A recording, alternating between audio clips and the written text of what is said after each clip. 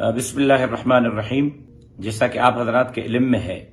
کہ جمعیت علماء اسلام جہاں ملک کے لیے لڑ رہی ہے، غریبوں، مسکینوں، ہاریوں اور مزدوروں کے لیے لڑ رہی ہے،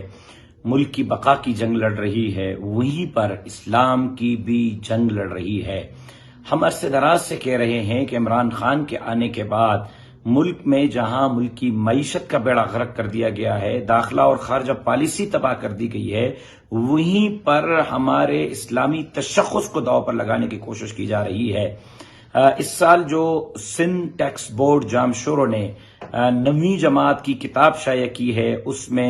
جناب رسول اللہ صلی اللہ علیہ وسلم کے خاتم النبیین کا لفظ ہٹا دیا گیا ہے، نوبل کا لفظ ہٹا دیا گیا ہے، خطبہ حجت الوداع کو کم کر دیا گیا ہے۔ اللہ تبارک و تعالیٰ کی وحدانیت کا جو سبق پچھلے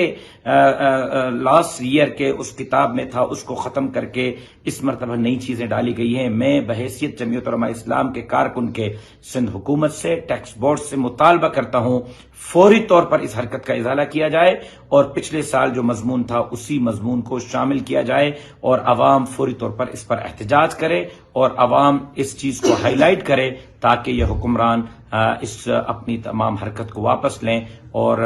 اس سازش کو بے نقاب کیا جا سکے اور قائدیانی لابی جو مسلط ہو رہی ہے ان کا